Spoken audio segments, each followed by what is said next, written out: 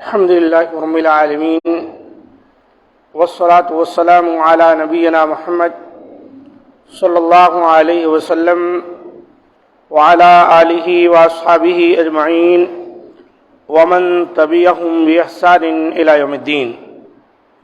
معزز سامعین کرام، ماہ رجب کی بدعات اس عنوان کے تحت تسلسل کے ساتھ باتیں ہوتی آ رہی ہیں، اور آج کے درس میں جو بات بیان کی جائے گی وہ ہے کہ ماہ رجب میں عمرہ کرنے کی فضیلت کے بارے میں بہت ساری باتیں بیان کی جاتی ہیں، وہ کہاں تک درست ہیں۔ رجب کی بدعات کے حوالے سے مزید یہ بھی ہمارے لیے ضروری ہے کہ جانیں بعض لوگ اس مہینے میں عمرہ کرنا افضل گردانتے ہیں، لیکن ان کا یہ اعتقاد اس لیے درست نہیں ہے کہ نبی کریم صلی اللہ علیہ وسلم سے اس ماہ میں عمرہ کرنے کی کوئی خاص فضیلت ثابت نہیں، اور نہ ہی یہ ثابت ہے کہ رسول اللہ صلی اللہ علیہ وسلم نے خود اس میں عمرہ کیا ہو۔ عروہ بن زبیر بیان کرتے ہیں کہ میں اور حضرت ابن عمر رضی اللہ تعالی عنہما حضرت عائشہ رضی اللہ عنہا کے حجرہ کے پاس بیٹھے تھے۔ میں نے ابن عمر رضی اللہ تعالیٰ عنہ سے پوچھا کہ نبی کریم صلی اللہ علیہ وسلم نے رجب میں عمرہ کیا تھا؟ تو انہوں نے کہا ہاں۔ پھر میں نے حضرت عائشہ رضی اللہ عنہا کو یہ بات بتائی تو انہوں نے کہا اللہ تعالیٰ ابن عمر رضی اللہ تعالیٰ عنہ کی مغفرت کرے، اللہ کی قسم آپ صلی اللہ علیہ وسلم نے کبھی رجب کے مہینے میں عمرہ نہیں کیا تھا، اور آپ صلی اللہ علیہ وسلم جب بھی عمرہ کے لیے گئے ہر مرتبہ ابن عمر رضی اللہ تعالیٰ عنہ آپ کے ساتھ ہی ہوتے تھے، پھر بھی وہ یہ بات بھول گئے۔ اور یہ اس طرح کی بھول چوک تو انسان سے ہو ہی جاتی ہے۔ جب حضرت عائشہ رضی اللہ عنہا نے یہ کہا تو ابن عمر رضی اللہ تعالیٰ عنہ بھی ان کی یہ بات سن رہے تھے، چنانچہ وہ خاموش ہو گئے۔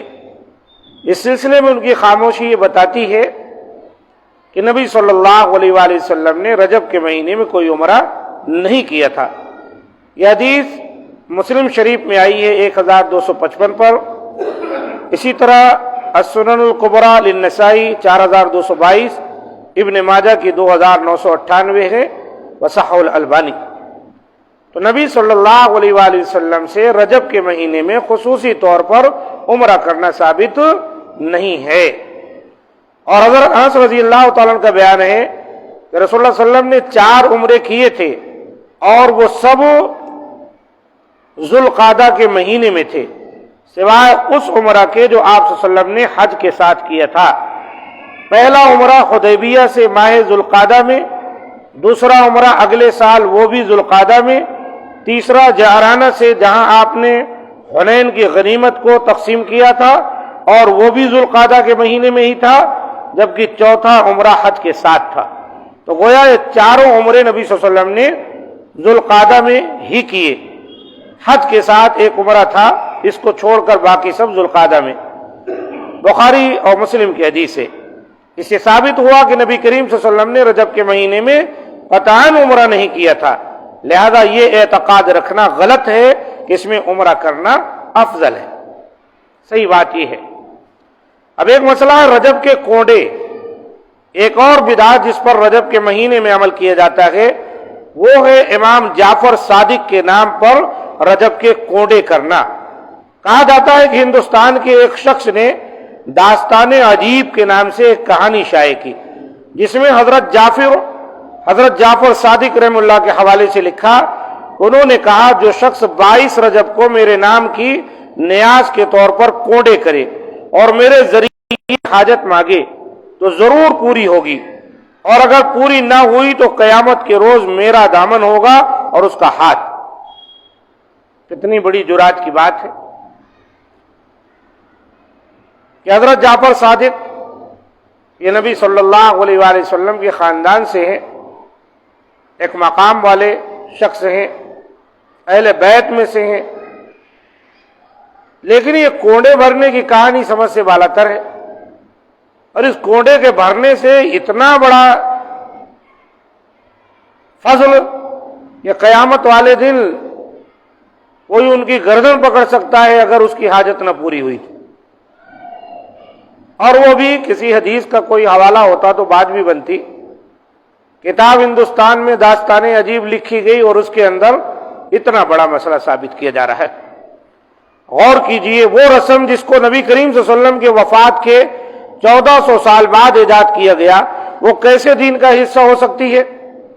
اور کیا امام جعفر صادق رحمہ اللہ کی اس وصیت کا انکشاف 1400 سال بعد ہی ہونا تھا؟ پہلے کیوں نہ ہوا؟ اور کیا یہ ہو سکتا ہے کہ امام جعفر صادق رحمہ اللہ جیسی عظیم شخصیت نے اپنے نام کی نظر کے طور پر کونڈے کرنے کی وصیت کی ہو، جبکہ غیر اللہ کے نام کی نظر ماننا حرام ہے؟ کیونکہ نظر ایک عبادت ہے اور ہر عبادت کو اللہ کے لیے خاص کرنا ضروری ہے، اور کسی بھی عبادت میں غیر اللہ کو شریک کیا جائے تو وہ شرک اکبر ہوتا ہے. لہذا امام جعفر صادق رحمہ اللہ جیسی عظیم شخصیت کے بارے میں یہ تصور بھی نہیں کیا جا سکتا کہ وہ ایسا کام کرنے کی وصیت کریں جس میں شرک پایا جاتا ہو. پھر ذرا سوچیں کہ 22 رجب کا امام جعفر صادق رحمہ اللہ سے کیا تعلق ہے؟ اس روز نہ ان کی ولادت ہوئی اور نہ وفات. اصل بات یہ ہے کہ اس روز حضرت معاویہ رضی اللہ تعالیٰ عنہ فوت ہوئے، اور جو لوگ انہیں برا بھلا کہتے ہیں انہوں نے یہ خود ساختہ بات امام جعفر صادق رحمہ اللہ کی طرف منسوب کر دی کہ اس روز کوڑے کیے جائیں. بہرحال یہ ایک جھوٹی کہانی ہے اور قطعاً قابل اعتماد نہیں ہے. لہذا مسلمانوں کو اس رسم سے پرہیز کرنا چاہیے. اللہ تعالی ہمیں اپنی توحید پر قائم و دائم رکھے اور مشرکانہ عقائد و نظریات سے دور رہنے کی توفیق دے، آمین. تو یہ ہے رجب کے کوڑے کی حقیقت. دیکھا جائے تو کچھ بھی نہیں ہے. اس طرح کوئی عمل شریعت سے ثابت نہیں ہوتا. قرآن و سنت ہے جو شریعت کے اصل ہے، ان سے جب اس طرح کی کوئی بات ثابت نہیں ہے تو بلا وجہ کسی بزرگ کا نام لے کر ان کو بدنام کرنا اور ہو سکتی. اللہ تعالی ہم تمام کو اس سے محفوظ رکھے اور صحیح باتیں جو قرآن و سنت کی ہے ان کو اختیار کر کے ان پر عمل کرنے کی توفیق دے. بدعات و خرافات سے اور تمام طرح کے کفریہ و شرکیہ اعمال سے ہمیں اور جمیع مسلمانوں کو محفوظ رکھے. ھذا ما عندی. سبحان ربک رب العزۃ عما یصفون وسلام علی المرسلین والحمد للہ رب العالمین.